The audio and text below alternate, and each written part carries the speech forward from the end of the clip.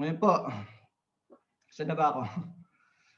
Ayun po, sa ating pag-aral po dito sa spiritual warfare from this perspective, we will encounter lots of false teaching about spiritual warfare, especially in the realm of deliverance ministry.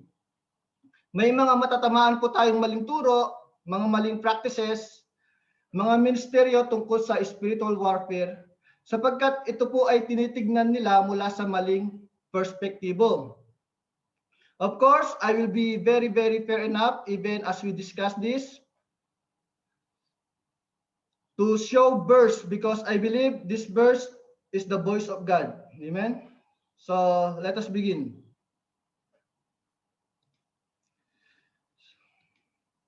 So, the first question po is, what is spiritual warfare from grace perspective?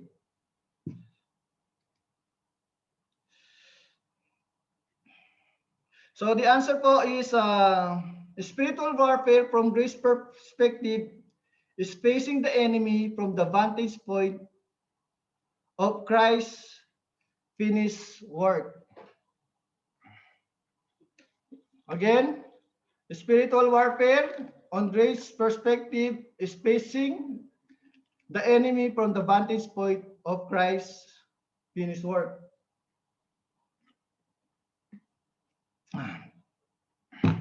Sa madaling salita, ang spiritual warfare from grace perspective is tinitignan mo ito mula sa pananaw ng tinapos na gawa ng ating Panginoong Jesucristo.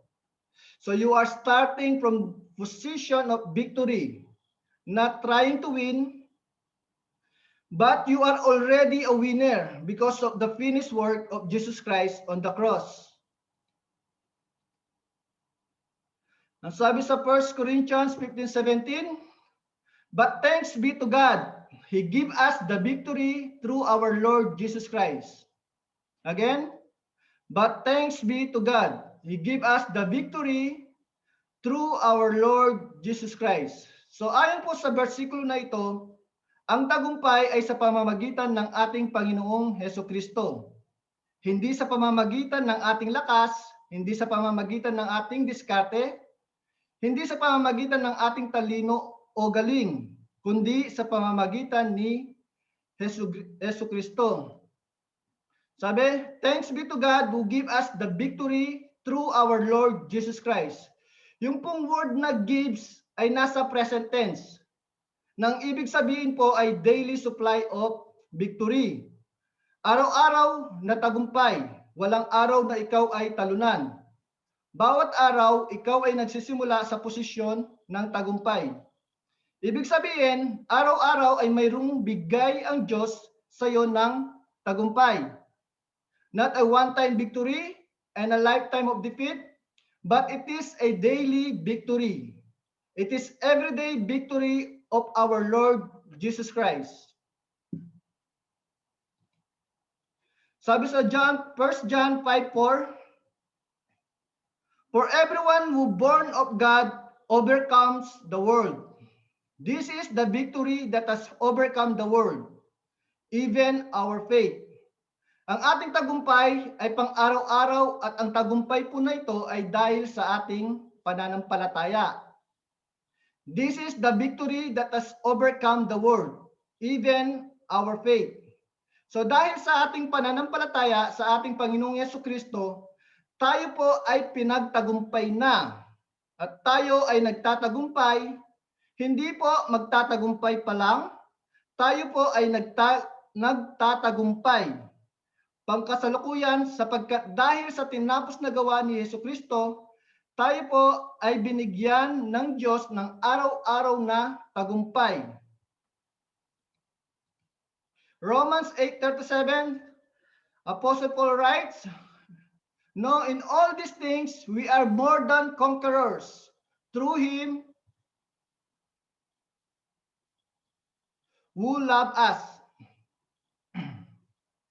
Sabi po ni Apostle Pablo, tayo po ay higit pa sa mananagumpay. In all these things, ayon po sa context, if we look at verse 35, if you look on verse 35, he was referring to trouble, hardship, persecution, famine, nakedness, danger, or sword. Sabi ni Apostle Paul, in all these things, we are more than conquerors through Jesus Christ who loved us. So dahil sa ating Panginoong Jesucristo na nagmahal sa atin ng gayon na lang na kanyang binigay ang kanyang buhay sa krus ng Kalbaryo alang-alang sa atin.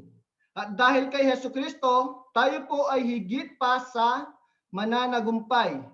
Hindi po dahil kay Kristo tayo po ay naging matagumpay, hindi po. Kundi dahil kay Jesucristo, tayo po ay higit pa sa mananagumpay. More than conquerors. Not just conqueror, but more than conquerors. Ano po ba ibig sabihin ng more than conquerors? Pag sinabing conqueror, ikaw yung lumaban. Amen po ba? Kaya ikaw ang lumaban, nanalo ka, tawag sa'yo, conqueror. Pag sinabing more than conquerors, ikaw ay nakinabang sa tagumpay ng lumaban. Dahil hindi naman tayo ang lumaban, hindi po tayo ang conqueror. Si Jesus ang conqueror. Siya po ang lumaban, tinalo niya si Satanas doon sa krus ng Kalbaryo sa pamamagitan ng pagbubunya ng kanyang banal na dugo, sa pamamagitan ng kanyang kamatayan. Kanyang tinalo ang kaaway at tayo ginawa niyang higit pa sa mananagumpay. Sapagkat pinakinabangan natin ang kanyang tagumpay. Wala tayong sariling tagumpay. Ang ating tagumpay ay ang tagumpay mismo ni Jesucristo. At nang si Jesus ay nanalo dun sa laban na naganap sa krus ng Kalbaryo, na kanyang ginapi ang kaaway sa pamamagitan ng kanyang kamatayan. Ang bunga ng kanyang tagumpay ay binigay sa atin at dahil sa kanya, tayo ay naging higit pa sa mananagumpay. The truth is, to have to understand that not all who teach spiritual warfare teach this from grace perspective. Makakarinig tayo na nagtuturo ng spiritual warfare from performance perspective or from mixture perspective. Ibig sabihin, works plus faith. Na ang inyong tagumpay ay nakasalalay sa iyong prayer, sa iyong prayer and fasting, nakasalalay sa iyong performance. Now, don't get me wrong, I am not against prayer. I am not against prayer and fasting. I am not against performance. Ang mga mananampalatayang naniniwala sa biyaya, they perform even well. Pero hindi po iyon dinadagdag sa finished work. Hindi po yung dinadagdag sa grace. Ang ating performance ay resulta ng biyayang ibinigay sa atin. Ang ating pong panalangin, ang pag-ayuno, pagbabasa ng Bible, ang ating serbisyo at paglilingkod sa Panginoon ay hindi po dagdag sa biyaya. Ito po ay resulta ng biyaya ng Diyos na natanggap natin dahil sa tinapos na gawa ni Jesucristo sa krus ng Kalbaryo. The sad part, not all who teach spiritual warfare teach spiritual warfare from grace perspective. Kaya itong marinig itong marinig yung katuruan ngayon at sa mga susunod na sa ating pagtitipon, opo, series po yung message po natin ngayong gabi, ay mula po sa pananaw na tinapos na gawa ng ating Panginoong Jesucristo sa krus ng Kalbaryo. Ang isa pong pumoso na linya ng Panginoong Yesus na kanyang isinagaw, ang sabi niya, "It is finished." In John 19:30. Ito po yung ika-6 na wika ng ating Panginoong Yesus. It is finished. Ibig sabihin, naganap na. It is finished. Tapos na. It is accomplished. Done. It is finished. Ang Greek word na ginamit dyan ay tetelestai. Ito po ay sigaw ng tagumpay. Dahil po ang gumagamit ng tetelestai ay isang general na nakabalik mula sa matagumpay na pakikidigma. magkakaroon ng victory parade sa buong kaharian. Sa victory parade, nandun po yung nandun po sa unahan ang commander. Ang general na siyang namumuno ng pakikipaglaban. Nakasakay po siya sa well-decorated white horse at sa likuran po niya, kasama niya ang mga kawal na nakasamang nakipaglaban. At sa likuran ng mga kawal ay naroon po ang mga bihag, yung mga hindi namatay sa labanan, pero nahuling buhay, yung mga na-capture. At sa likuran po ito ay ang mga samsam, ang mga nakuha mula doon sa natapos na digmaan o pakikibaka. Ang paradang ito ay iikot sa buong kaharian habang pinapanood ito ng mga mamayan ng kaharian. Ng kanilang mga kawal ay nakabalik ng matagumpay at ang parade ay matatapos sa harapan ng emperor. Bababa po ang general o commander, magbibigay-pugay siya dun sa emperador at kanyang isisigaw, Tetelestai. Ibig sabihin, it is finished. Yang pong sigaw na yan ay sigaw ng tagumpay. Kaya nang si Kristo ay namatay sa krus ng Kalbaryo, ang isinigaw po niya ay Tetelestai. It means it is finished. It is accomplished. Tapos na, nakumpleto na, naganap na. Ano po yung naganap na? Tapos na ang kalaban, talo na ang kaaway. So mga kapatid, nang ating Panginoong Hesukristo ay nabayubay sa krus ng Kalbaryo, hindi po siya namatay ng talunan. Siya po ay namatay ng may pagtatagumpay. Dahil ang sigaw ng Tetelestai, it is a shout of victory. Wala na pong laban sa pagitan ni Jesus at ni Satanas. Wala na po ngayon. Hindi na po magkakaroon na laban sa darating na hinaharap. Tapos na, talo na ang kaaway, defeated beyond recovery. Nang matalo si Satan sa krus ng Kalbaryo, it was total defeat, fatal beyond recovery. Walang rematch, wala pong second fight. It was only one time fight. And through the finished work of Jesus Christ, He rendered the devil powerless. Defeated na po. Talo na ang kaaway. So let me show you the verse.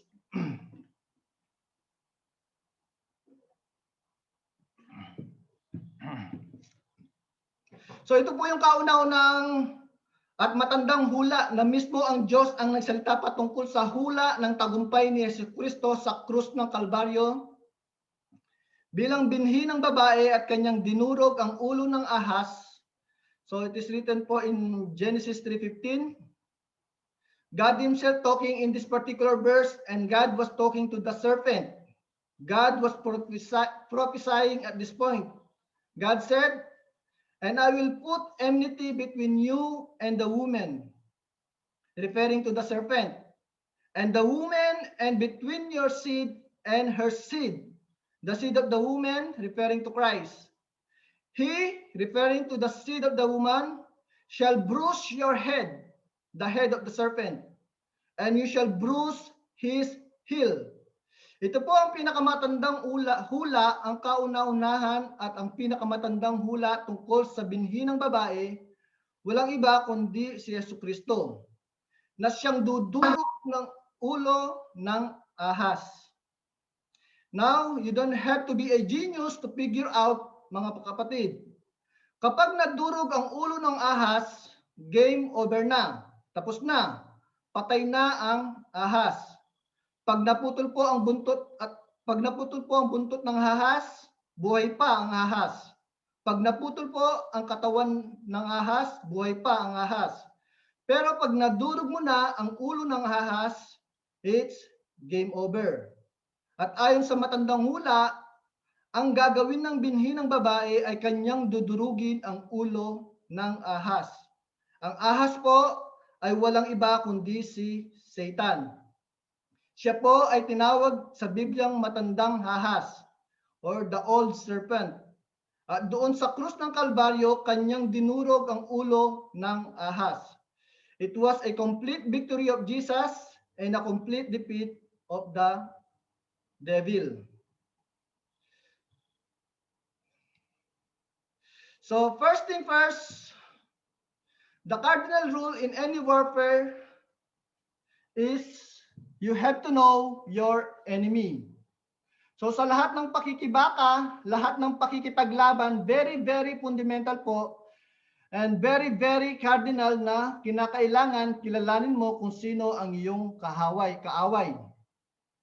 Malaga po yan. Kahit po sa boxing, kapag ikaw ay may makakalaban, pinapanood mo muna ang mga naging laban ng iyong kalaban. Kahit pa sa anong sports, sa basketball, ganun din.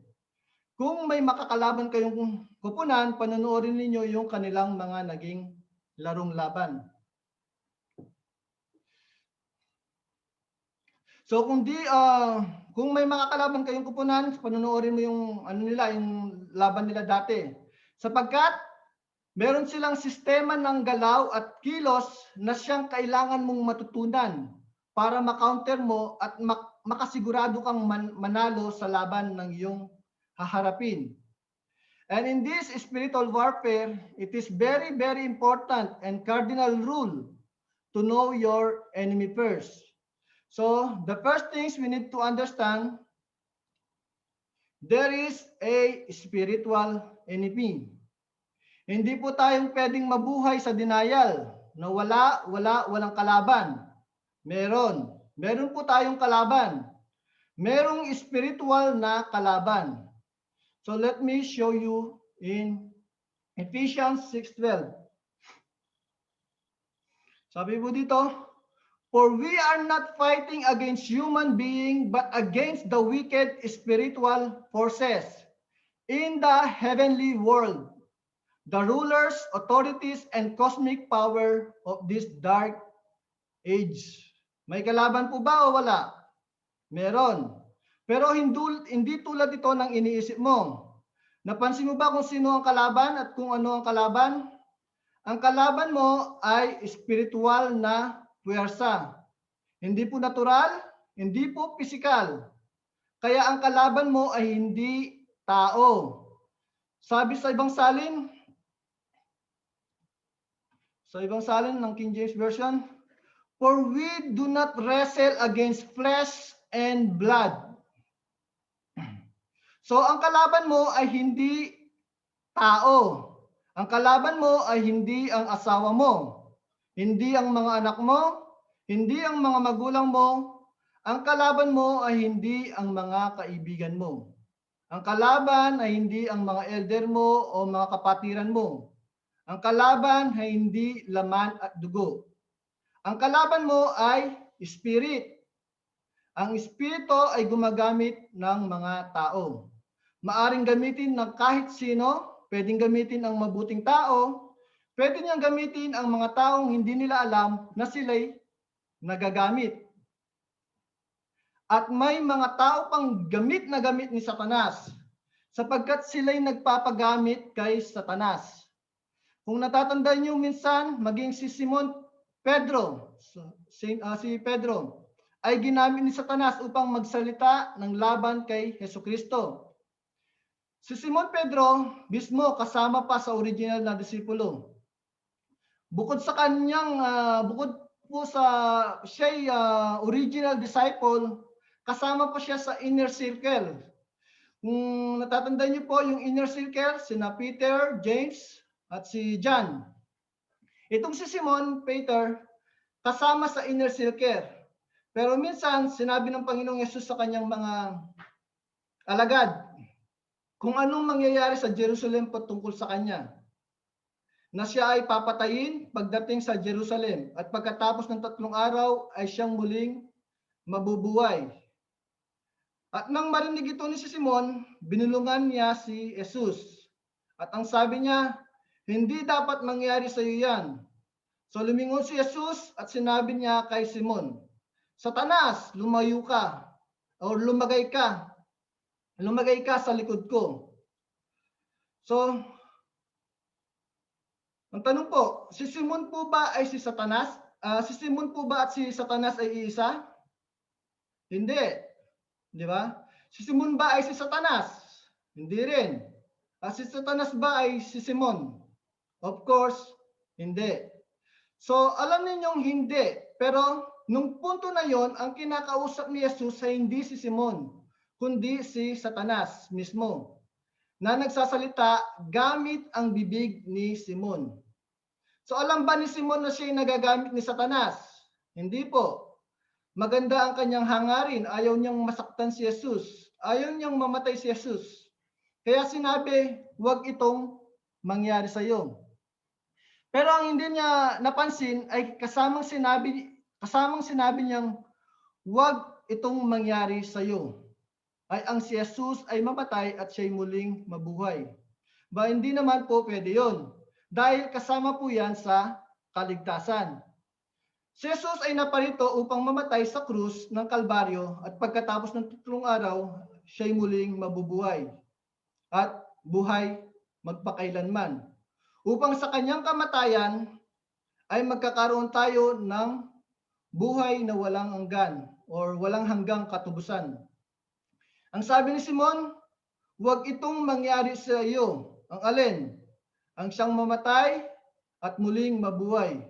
Pero ang naisip lamang ni Simon ay huwag kang masaktan. Huwag kang mamatay. Pero ang sabi ni Jesus, ako ay papatayin at pagkalipas ng 3 araw, ako'y muling mabubuhay. At nang ito'y sinalangsang ni Simon, nang ito'y kinontra ni Simon, ang sabi ni Jesus, Satanas, lumagay ka sa likod ko. So, ibig sabihin, ang binigkas mismo ni Simon ay ang mga salitang nanggaling kay Satanas. Ginamit ni Satanas ang bibig ni Simon. Na kung magiging maingat po tayo, alam ninyo na may mga taong ginagamit si Satanas. Mga taong hindi nila alam na nagagamit sila. May mga sinasabi, may mga ginagawa upang ikaw ay atakayin ni Satanas. Kaya nilinaw ni Apostle Paul na ang kalaban po natin ay hindi po laman at dugo. Ang ating kalaban ay hindi po tao. So, sorry. Look at, balikan po natin. So, balikan po natin yung verse 6:12. Sabi dito, for we are not fighting against human being, but against the wicked spiritual forces in the heavenly world, the rulers, authorities, and cosmic power of these dark ages. Then sabi po ni Peter sa 1 Peter 5:8, be self-controlled and alert. Your enemy, the devil, prowls around like a rolling lion looking for someone to devour. Ang sabi po ni Apostle Peter, maging mapagbantay, maging mapagpigil ang iyong kaaway. May kaaway po ba o wala? Meron.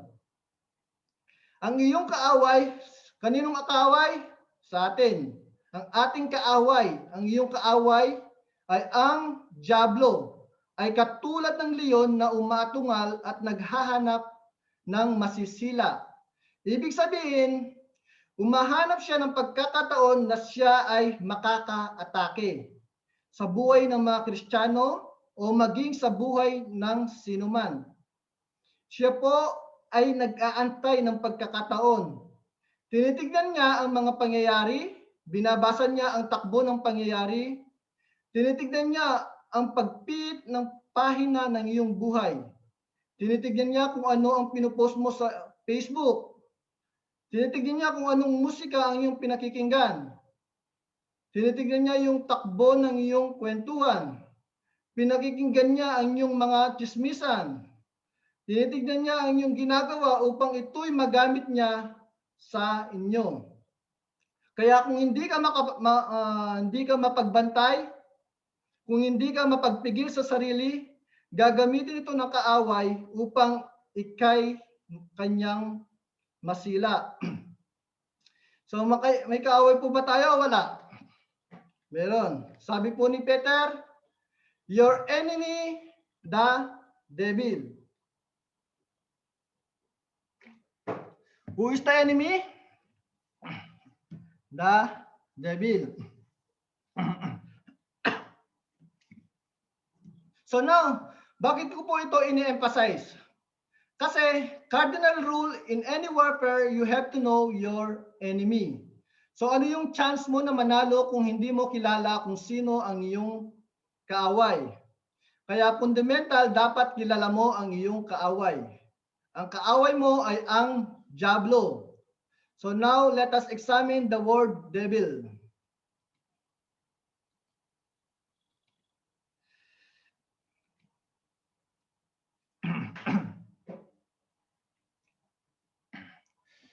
So ang word na devil po ay galing sa Greek word na diabolos, meaning the enemy or adversary, adversary. Kaya kung excuse me. Kaya kung may kaaway po kayo at tinawag mo siyang diablo, tama po 'yon. Kasi ang tawag po sa enemy, diablo. So tama lang po na tawagin niyo siyang diablo. So kaya kailangan maintindihan natin yung word na devil, meaning enemy or adversary or diabolos. Kaya sa English po ay devil, sa Tagalog, diablo. Yung word na satanas sa Tagalog, satanas. Sa Greek, satanas din. So ibig sabihin, mapatagalog, mapagreek, parehas din. Sa Hebrew, yung word na satanas ay Satan. Sa English, Satan. Magkaiba lang ang bigkas. Satanas, Satan, Satan, ibig sabihin, arch enemy o kaaway talaga.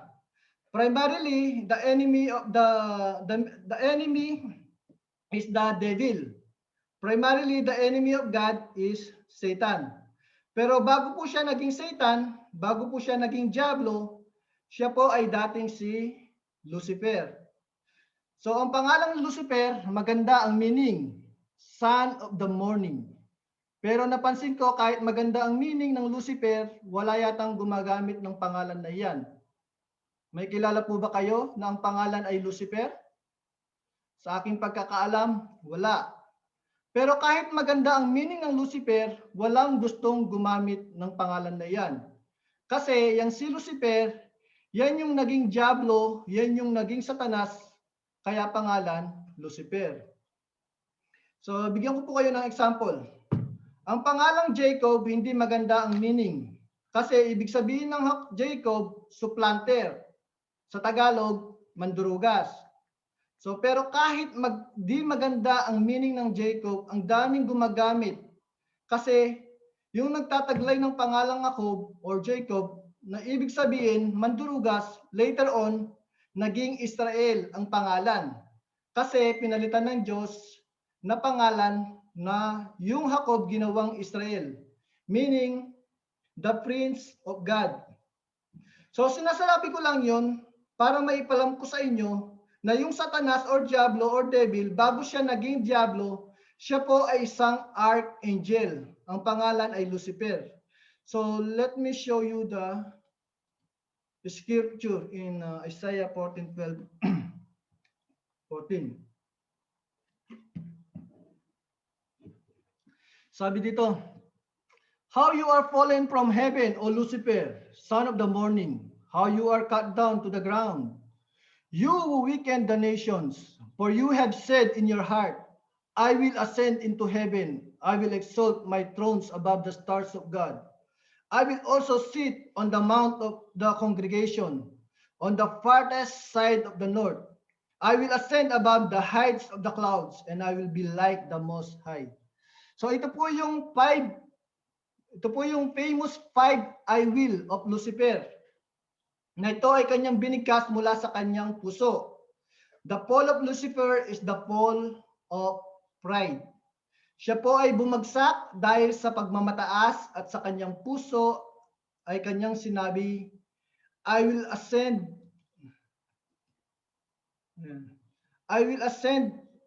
into heaven. I will exalt my throne above the stars of God. I will also sit on the mount of the congregation. On the farthest side of the north, I will ascend above the heights of the clouds. I will be like the Most High. And in 15, yet you shall be brought down to Sheol, to the lowest depth of the pit. So siya po ay binagsak ng Diyos dahil sa kanyang pagmamataas. So mula po sa magandang tala sa umaga, siya po ay naging diablo at siya po ay naging Satanas. So naging kaaway ng Diyos, he become our enemy because we are on God's side. But those who are in the other side, he is their father. So alam niyo po, yung nasa kampo ni Satanas, si Satanas ang kanilang tatay. Sabi po sa Bible na John 8:44, you belong to your father, the devil, and you want to carry out your father's desire. So ang kagustuhan ng diablo ay ang kanilang ginagawa. Ano po yun? Ito po yung pita ng laman, pita ng mata, at ang kapalaluhan sa buhay. Lust of the eyes, lust of the flesh, and the pride of life. So Satan hates us because we are the living trophies of God's grace. So sa tuwing nakikita tayo ni Satanas, siya po ay nangingit-ngit sa galit. Sapagkat kapag nakikita niya ang mga naligtas ng biyaya ng Diyos, ang tropeyo ng tagumpay ni Kristo sa krus ng Kalbaryo, naaalala niya ang kanyang pagkatalo. Tayo ang trophies ni Jesus nung manalo siya dun sa krus ng Kalbaryo ng kanyang kamatayan. Ang kanyang kamatayan ay nagdulot sa atin ng kapatawaran, ng kaligtasan, ng buhay na walang hanggan. Tayo ang trophies ng tagumpay ni Kristo. Pag nakikita tayo ni Satanas, nangingingit siya sa galit sapagkat naalala niya ang kanyang pagkatalo na naganap sa krus ng Kalbaryo. Sabi sa Ephesians 2:4-5, Apostle Paul writes, but because of his great love for us, God, who is rich in mercy, made us alive with Christ, even when we were dead in transgression. It is by grace you have been saved. So paano po tayo naligtas? Sa pamamagitan ng biyaya. Hindi po biyaya at gawa, hindi po gawa, kung hindi biyaya lang. Grasya lang. Sa pamamagitan ng biyaya lang po. Ang ating kaligtasan ay sa pamamagitan ng biyaya. At tignan po natin sa verse 6. And God raised up with Christ and seated us with him in heavenly realm in Christ Jesus. And in verse 7, in order that in the coming ages he might show the incomparable riches of his grace. In order in the coming ages he, Jesus Christ, might show the incomparable riches of his grace, expressed in his kindness to us in Christ Jesus. So upang maipakita niya ang walang hanggang biyaya ng Diyos na ipagkaloob sa atin, tayo'y tumanggap ng walang hanggang biyaya ng Diyos, ang tropeyo ng kanyang tagumpay. Tayo ang monumento ng kanyang biyaya. Tayo ang kinang ng kanyang biyaya. Tayo ang bango ng kanyang tagumpay. Kaya so tuwing tayo ay nagdideklara ng biyaya ng Diyos, galit na galit si Satanas. Kung napapansin niyo po, wala na bang ensayo sa kanyang kinagagalitan? Kundi ito lang. Hindi po siya galit kung magturo ka ng kautusan, hindi galit sa Satanas kung magturo ka ng biyaya na may halong kautusan. Pero pag magturo ka ng biyaya lang, galit si Satanas at lahat ng basukan ng impyerno ay nakatutok sa iyo. Gagamitin niya ang lahat ng mga tao na maaari niyang gamitin, lalo na po yung mga taong gustong magpagamit kay Satanas upang ikaw ay gerahin, upang ikaw ay awayin, upang ikaw ay labanan, sapagkat ang dala mo ay ang mensahe ng biyaya. So galit si Satanas sa mensahe ng biyaya, sapagkat sabi po sa Romans 5:17. Dahil po sa kasaganaan ng biyaya at sa loob ng katwiran, tayo po ay maghahari sa buhay na ito. Hindi ang kasalanan ang maghahari sa atin, hindi po ang karamdaman ang maghahari sa atin, hindi po ang kahirapan ang maghahari sa atin, kundi ang biyaya ng Diyos at ang kanyang katuwiran. Tayo naman ang maghahari sa buhay na ito sapagkat ito ang kapangyarihan ng biyaya ng Diyos. We are the living trophies of His grace. So know your enemy, rule number 1. Very po fundamental and very cardinal po na to know your enemy. And there is a spiritual enemy. Number 2, the spiritual enemy is already defeated. So I want to say it again. The spiritual enemy is already defeated. Ang inyong spiritual na kalaban ay talo na. Hindi po matatalo pa lang, hindi po kasalukuyang tinatalo, kundi talo na. So kung napansin mo agad, ang malaking pagkakaiba ng pagtuturo ng spiritual warfare from grace perspective. Ikaw ang nagsisimula sa katuruan na inyong kalaban ay talo na.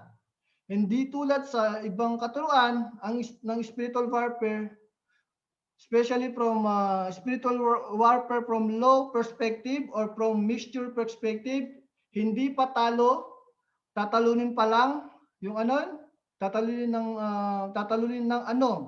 ng prayer and fasting, service here, service there, giving here, giving there. Yung mga ginagawa mo, yung mga paglilingkod at mga serbisyo na gagawin mo.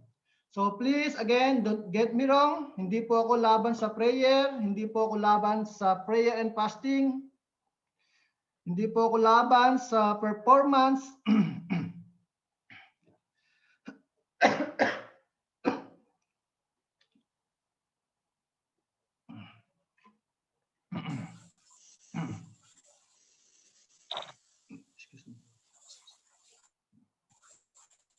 So hindi po ako laban sa prayer and fasting. So maingat ko lang pong sinasabi to dahil pag nabanggit ko ito, baka maging dating sa inyo ay laban ako sa panalangin o pag-ayuno. Sinasabi ko ito sapagkat hindi natalo ang dyablo dahil sa panalangin at pag-ayuno. Hindi natalo ang dyablo dahil malaki ang ikapu mo o ang ibinibigay mo.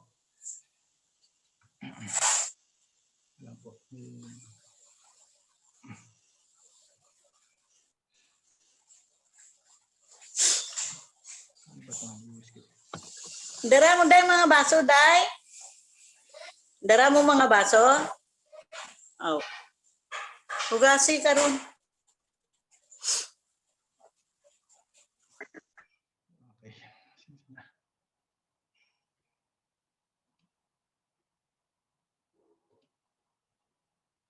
Ayan, sorry po. Saan na ba ako? Ayun po, yun nga po, hindi po natalo yung dyablo dahil sa mga panalangin at pag-ayuno. Hindi natalo yung dyablo dahil malaki ang binibigay mo. Hindi natalo ang dyablo dahil sa sakripisyong ginagawa mo, sa serbisyong ginagawa mo. Natalo ang dyablo dahil sa tinapos na gawa ni Jesucristo sa krus ng Kalbaryo. So let me show you the verse because the verse is the voice of God.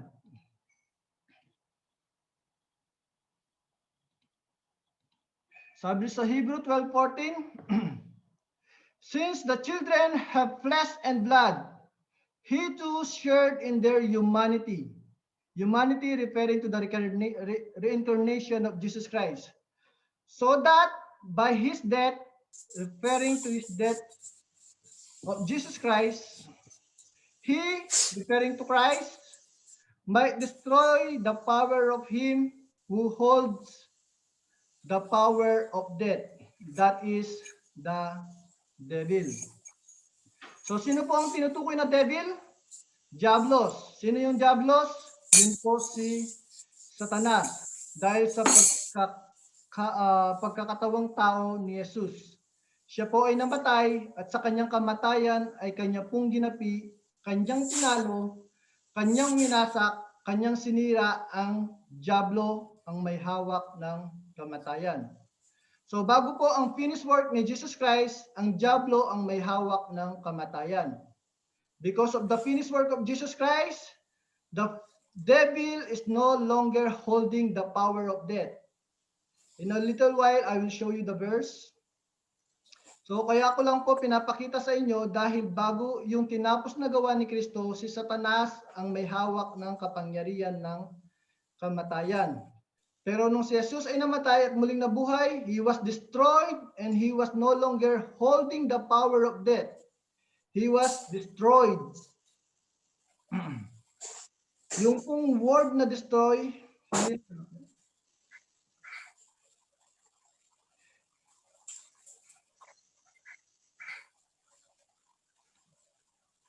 yung word na destroy po dito ay galing po sa Greek word na katargeo. Ang word na katargeo ay galing sa dalawang pinagsamang kata, meaning down, and argos, meaning inactive, useless, and or without effect. So when you put that together, the devil was rendered inactive, useless, without effect, and the devil is down. Pag sinabi mong system down, ibig sabihin hindi gumagana yung system. So ibig sabihin, the devil is down. Kata. Argos, the devil is inactive, the devil is useless, the devil is without effect. Now, ang maganda diyan, ang grammar po na ang ginamit diyan sa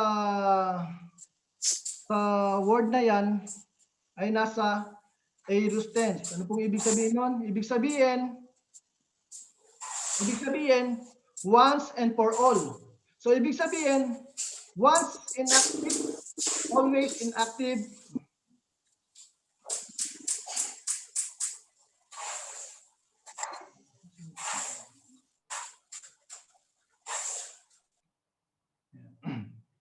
So ibig sabihin po, yung katargeo nasa aorist tense, ibig sabihin once and for all. Once inactive, always inactive, forever inactive. Once useless, always useless, forever useless. Once without effect, always without effect, forever without effect. Once down, always down, and forever down. Katargeo. So in the aorist tense. So now, gaano po yan kahalaga? So kinonfirm po yan sa scriptures sa Colossians 2:14.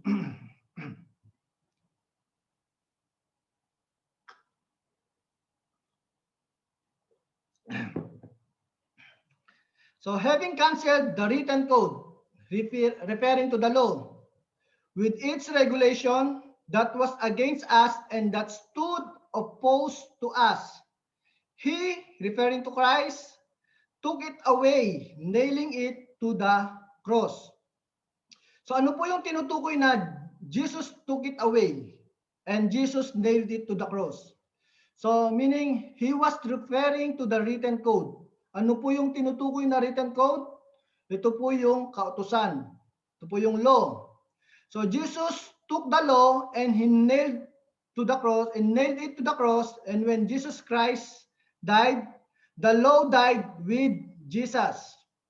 So ang basic belief ng law is performance, that you have to performance that you have to perform to be saved. You have to perform to earn God's approval. Pero ang lahat ng ito ay napako na kasama ni Kristo sa krus. Kaya dahil sa tinapos na gawa, hindi ka na nagpe-perform para makuha ang pabor ng Diyos. Naibigay na sa iyo ang pabor ng Diyos at ang resulta, gusto mong mag-perform dahil sa biyayang nailagay sa iyo, and even the performance in itself is done by the grace of God. Sabi po ni Apostle sa Apostle Paul sa 1 Corinthians 15:10, But by the grace of God, I am what I am, and His grace to me was not without effect. No, I work harder than all of them. Yet not I, but the grace of God that was with me. So kinuha ni Jesus ang kautusan, inilagay dun sa krus at nang si Kristo'y namatay sa krus, namatay po ang kautusan kasama ni Jesus. Yun po yung the written code. Yun po yung law or kautusan. In other words, wala na pong listahan na kailangan mong gawin para maging kalugod-lugod sa Diyos. Wala na pong listahan na kailangan mong gawin para magpalain ka ng Diyos sapagkat pag ikaw ay naka Yesu Kristo, pinagpala ka na. Sabi yan sa Ephesians 1:3. Dahil ikaw ay naka Yesu Kristo, pinaburan ka na. Ephesians 1:6. Dahil ikaw ay kay Yesu Kristo, pinayaman ka na. 2 Corinthians 8:9. Dahil ikaw ay naka Yesu Kristo, pinagaling ka na. 1 Peter 2:24. So lahat ng ito ay hindi premyo ng ating pagsusumikap. Lahat ng ito ay biyayang regalo na ibigay sa atin sapagkat yung code of performance ay nabayubay kasama ni Kristo sa krus at hindi na ginagamit ito. So ang tanging paraang ginagamit ng Diyos ay ang biyaya na tayo'y matanggap dahil sa kagandaang loob ng Diyos. 2 Corinthians 2:15. And having disarmed the power and authorities, He made a public spectacle of them, triumphing over them. How? By the cross. Now let us examine this verse kasi po napakayaman po ng verse na ito. Having disarmed. Yung pong word na disarm, ang Greek word na ginamit po dito ay apekdomai. So having disarmed ito po ay nasa aorist tense po. Ibig sabihin, once and for all. So meaning, once disarm, always disarm, and forever disarm. Ibig sabihin, na disarmahan na ang kaaway, magpakailanman. Hindi po ito isang bomba na kinakatakutan mo, isang araw ay bigla na lamang sasabog. Hindi, wala na po. Wala na pong bombang sasabog. Na-disarm na po. Wala na pong power. Wala nang authority ang devil over our lives because of the finished work of Jesus Christ. Now moving on.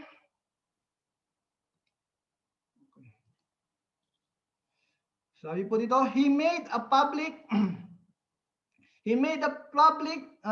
spectacles of them, triumphing over them by the cross. Triumphing. So kung natatandaan nyo po, yung illustration ko kanina, na kapag bumalik ang commander o general galing po sa giyera, ipinaparada po niya yung naging mga talunan, yung mga naging bulag, ay yung mga naging bihag.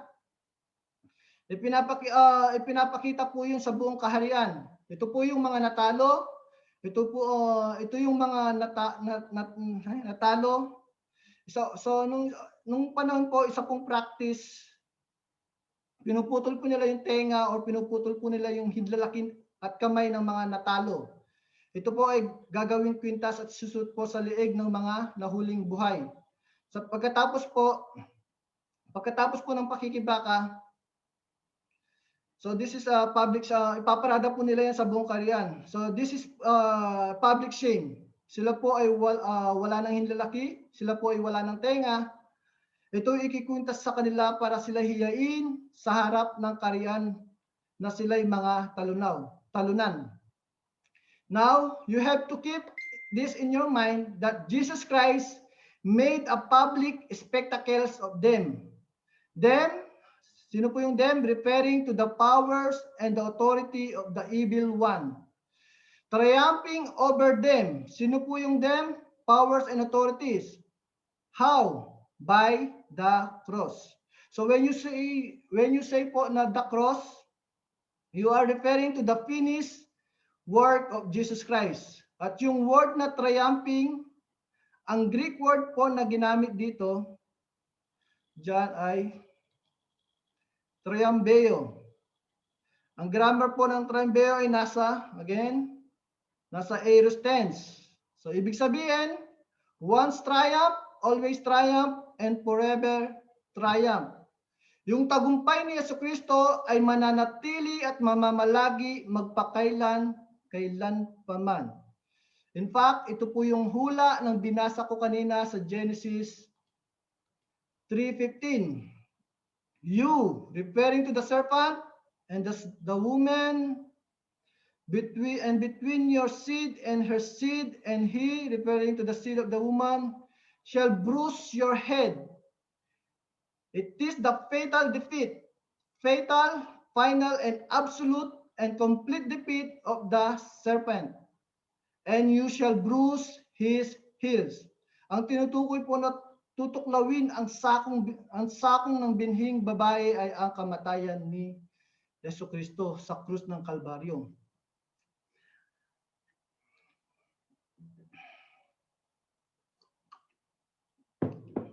So as we all know po, anumang sugat ng paa ay hindi po fatal, hindi nakakamatay. Sabi nga po ng mga matatanda, naku iho, malayo yan sa bituka. Ibig sabihin, hindi fatal pag nasugatan ka sa paa. Kaya si Jesus tinamaan sa paa, pero after 3 days, he was able to recover. He rose from the dead and he is alive forever and forevermore. Pero ang diabolos ay nadurog na ang ulo ng ahas. Revelation 1:18. Ang sabi dito, Jesus is speaking, I am the living one. I was dead and now look, I am alive forever and ever. And I hold the keys of death and Hades. Say this. Now, sino na po ang may hawak ng susi ng kamatayan at ng Hades? Si Jesus na po. Sino po ang dating may hawak? Si Satanas. So nung matalo si Satanas mismo sa kanyang teritoryo, hindi niya na po hawak ang death at ang Hades. Teritoryo po yun ng Diablo. So siya ang may hawak ng susi dati before the finished work of Jesus Christ. Pero nung maganap na po yung finished work, Jesus died and rose again from the dead. As Jesus said, I was dead, and behold, I am alive forever and ever. And I hold the keys of death and Hades. So the devil has no authority over you. The only authority the devil has over your life is what you allow him to have because of your ignorance. So pag di mo alam, pagsasamantalahan ng kaaway ang iyong kamangmangan. Pag wala kang alam. So basahin po natin sa Luke 10:19. I have given you authority to trample on snake and scorpions and to overcome all the power of the enemy. Nothing will harm you. So what a powerful promise na Panginoon sa atin. So nothing will harm you. The devil cannot harm you. Very clear po in this scripture. Mark 16:17, and these signs shall follow them that believes. Do you believe? Are you a believer? So if you believe and you are a believer, this sign will follow you, and these signs shall follow them that believe. Are you a believer? Alright, if you are a believer, this sign, hindi po ito palatandaan, ito'y para lamang sa mga nasa deliverance ministry. Hindi ito yun. Ang palatandaan ito'y ay para sa lahat ng mananampalataya. Now, You may not know how to exercise this authority because of your ignorance. You are not able to use it. Pero hindi nagagamit ay wala ka na ay wala ka o hindi ka nabigyan. Nabigyan ka ng authority na ito. And in my name shall they cast out devils. So daming devils. Ang daming diablo. Yung word po na cast out dito, ang Greek word na ginamit po dito ay ekbalu. Ekbalu. So ek meaning out. Balu means to throw. So to throw forcefully, itapon, hindi pakiusapan, hindi dahan-dahan, but forcefully to throw. So alam ng diablo na meron tayong kapangyarihan laban sa kanya. So nagbabaka sakali lang siya na hindi mo alam at gamitin hindi mo alam na pwede mong gamitin to sa kanya. Nagbabaka sakali lang siya. Kung hindi mo ito alam, pagsasamantalan niya ang iyong kamangmangan. So James 4:7, ang sabi,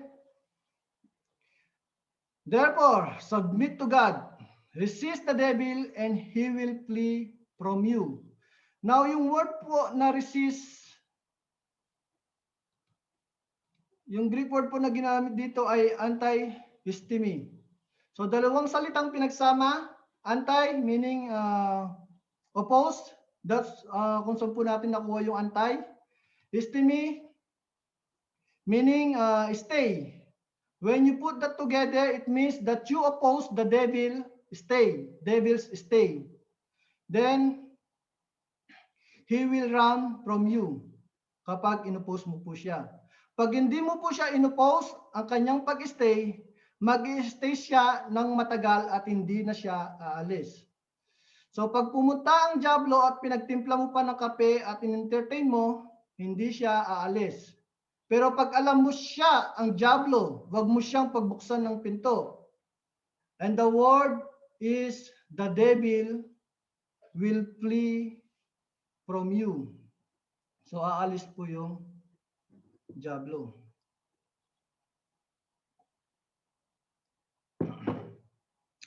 So dito po sa flee naman. The word flee came from the Greek word fuego, which means run away. Yung word na fuego, yung grammar po na ginamit dito ay nasa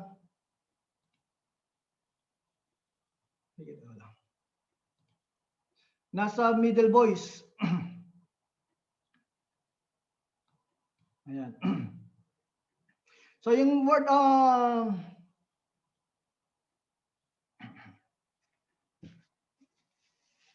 ayan po, nasa middle voice po. It means that the devil will not run if you do not resist him. So you have to oppose him. You have to oppose him to stay. So he cannot stay any longer. Cast him out. So palayasin mo siya sa katawan mo, palayasin mo siya sa bahay mo, palayasin mo siya sa pamilya mo, at siya ay tatakbo papalayo sa iyo. Pero kung hindi mo siya sinasaway, hindi siya aalis. Sapagkat the word fuego is in the middle voice.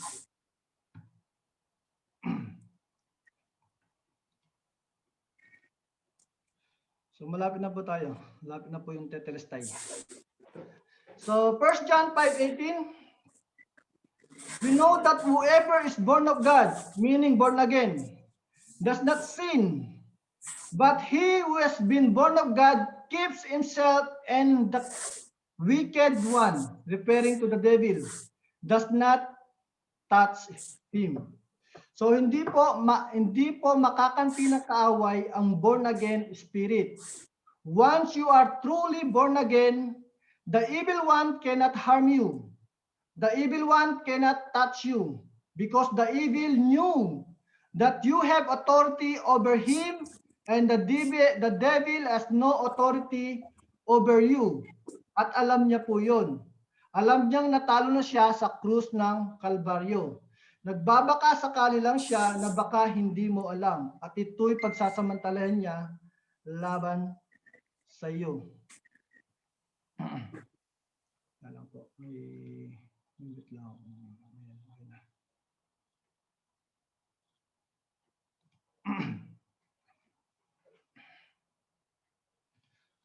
Ayan na, conclusion.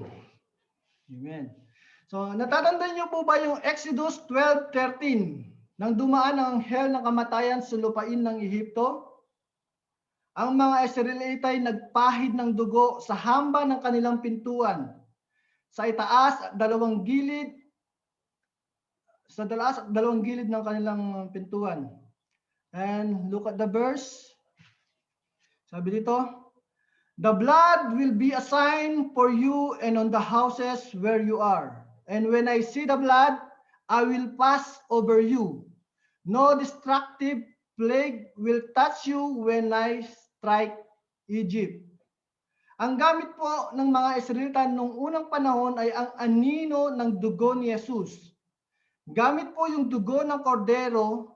Ang gamit po natin sa bagong panahon ay ang mismong dugo ng Panginoon na nabubo sa krus ng Kalbaryo.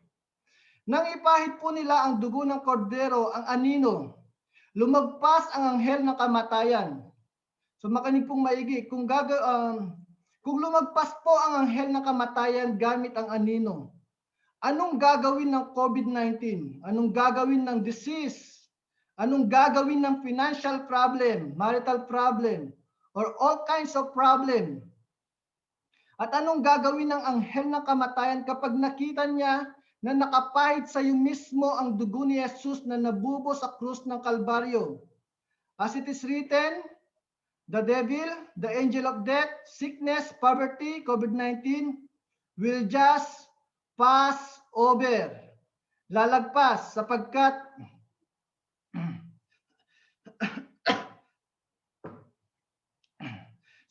ang kapangyarihan ng diablo, sapagkat walang bisa po ang kapangyarihan ng diablo sa buhay natin. So always keep in this mind that the devil has no authority over you. The only authority the devil has over your life is what you allow him to have. So bakit mo siya bibigyan ng kapangyarihan laban sa iyo? Kung alam mo naman ang katotohanan, ang tinapos na gawa ni Jesucristo.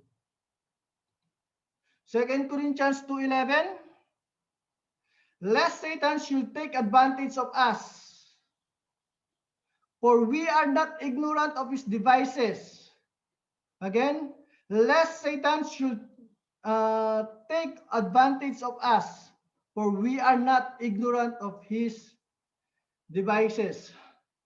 Satan will take advantage of us under one condition: if you are ignorant of his devices.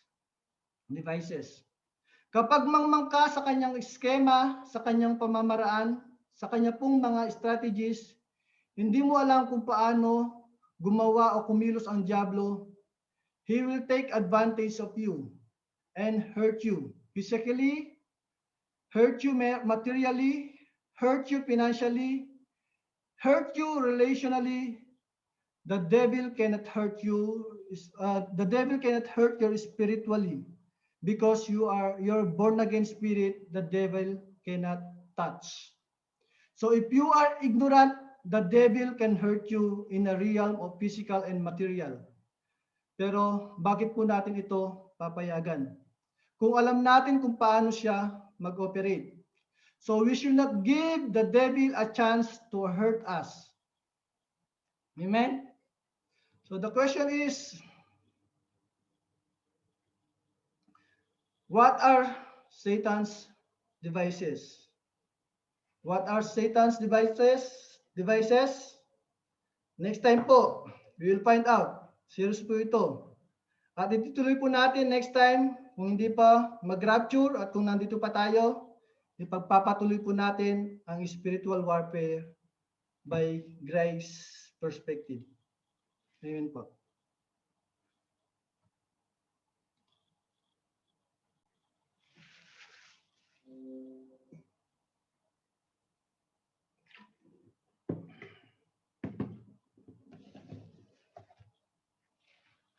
si James. Ano?